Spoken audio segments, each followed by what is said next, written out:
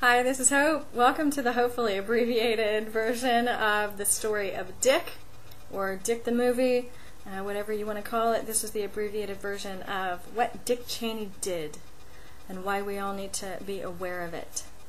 So we're going to start out in 1992 with one of the first things that Dick Cheney did, which was privatize war. In 1992, Dick Cheney was the Secretary of Defense for the Gulf War, and he decided it would be a great idea to figure out if private contractors could come in and do a lot of the military's work.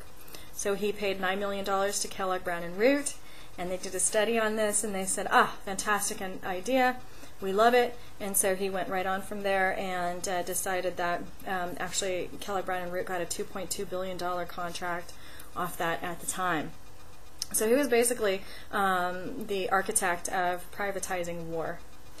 Secondarily, he became, let's see if I can point to it, he joined American Enterprise Institute. This is American Enterprise Institute.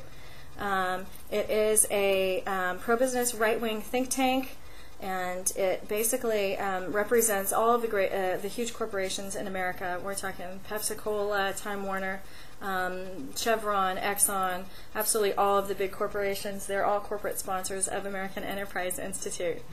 And 20 American Enterprise Institute scholars ended up working in the Cheney administration. Also, many of the books that they wrote and put out at the time were quoted as intelligence by the Cheney administration, and it definitely is the Cheney administration. He is also a member of Project for a New American Century.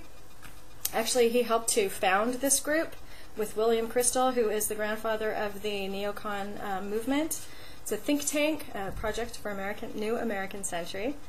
A Neocon think tank created to further the agenda of greater defense spending and unfettered U.S. global domination. They basically came on the scene just a little bit after the fall of the Soviet Union, when America began to emerge as now potentially the only superpower. They decided that was a great idea, and they put out a major policy piece that basically said America needed to be the unilateral power in the entire world, and that we needed to increase defense spending so that we could achieve that.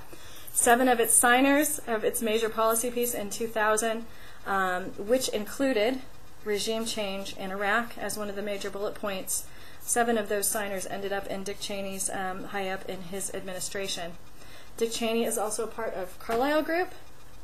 Carlyle Group is a huge investment firm controlling $13.5 billion in an investment portfolio. They have huge defense industry investments and are very well connected to Herbert Walker Bush, all kinds of really high-end James Baker, all of these people who are big in government and also big in defense industry.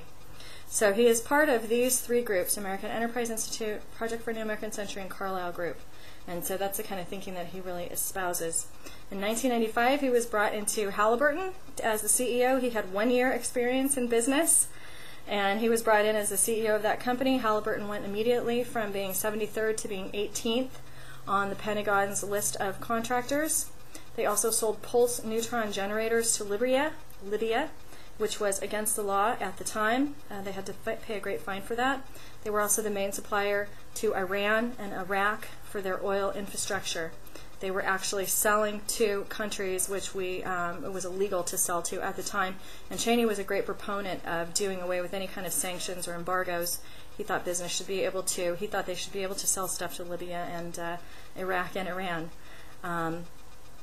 Halliburton was fired from their government contract, and then they were rehired later for overbilling. They overbilled frequently. During his time there, they also increased their offshore tax havens 5-fold, so that in 2002, Halliburton only paid $15 million of its $80 million tax burden to the American government. They also support, unequivocally, only Republican candidates, donating 95% of their campaign contributions to strictly Republican candidates. So, they got the people in the government to give them the contracts, and then they go out and run the companies, and it's something called a military-industrial complex. As soon as he becomes vice president, it is immediately apparent that he is hell-bent for war in Iraq. Now, he became even more so after 9/11, but even previous to that, From day one, he was counseled by the FBI, the CIA, and the NSC counterterrorism officials that Al-Qaeda, bin Laden, and the Taliban were the most important and egregious, eminent threat in America. He absolutely would not listen. He would go frequently to the CIA to check on this and ask about Iraq all of the time. Many other officials that were Project for a New American Century and American Enterprise Institute officials also frequently argued that long before 9/11 that Iraq was the real point. The CIA, the FBI, and the NSC completely disagreed. They did not feel that that was correct in any way. But anyone who disagreed with the Cheney administration was called paranoid, and they were frequently demoted. Because they didn't like the information that they were getting from the CIA, he started his own intelligence system within his administration. This was directly after 9/11. As soon as 9/11 happened, the CIA knew that it was Al-Qaeda, and the Bush administration had been warned. But Cheney was not getting the right information, he was sure, from the CIA, so he started his own intelligence system within his administration. It was called the Office of Special Plans. It was also peopled by people from Project for a New American Century, American Enterprise Institute, and Carlyle. Instead of hiring intelligence officials to get intelligence, they hired politically connected policy analyzers. And they just simply used unchecked, unvetted, single-source information, and that's what you heard all of the time in speeches that they went around the country doing all of the time. George Tenet, the head of the CIA, was briefed repeatedly by the head of the bin Laden department. That was the part of NSC that was watching after bin Laden, that invading Iraq would break the back of our counterterrorism program. He repeatedly briefed Bush about this. But Cheney's view was we absolutely had to go into Iraq. Before we did that, though, we did decide within a month of 9/11 to go into Afghanistan, which was actually where the Taliban was. Cheney had a huge fight with the CIA. Cheney and his department wanted to run the invasion of Afghanistan, but they had absolutely no plans for it. The military had no plans on the shelf for that. The CIA was ready to go. And so Bush hired the CIA for the job, which really pissed Cheney off. It was a body blow to him. So the CIA went in initially. They did a great job, and they did all the groundwork, and then they waited for the military to come. The military would never come. The military never did come. They really didn't care about Osama bin Laden, as far as I can tell.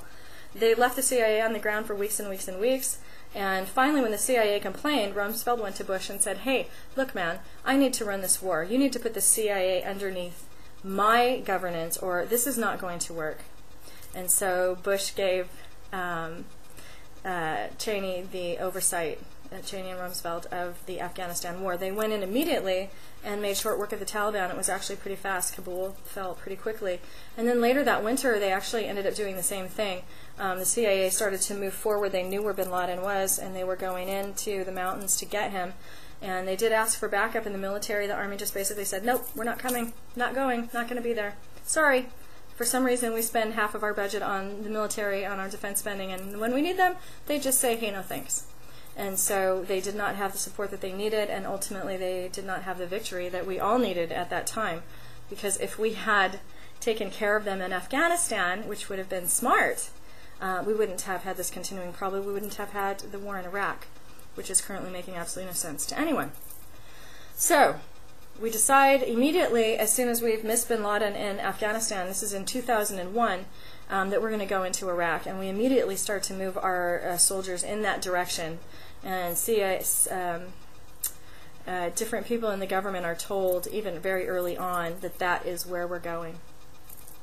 And so we have this very long build up to this, where Cheney is going out along with Rumsfeld and Rice and giving all of these speeches, and the intelligence that they were using for those speeches, they knew at the time was actually not good intelligence. They knew that they were making it up.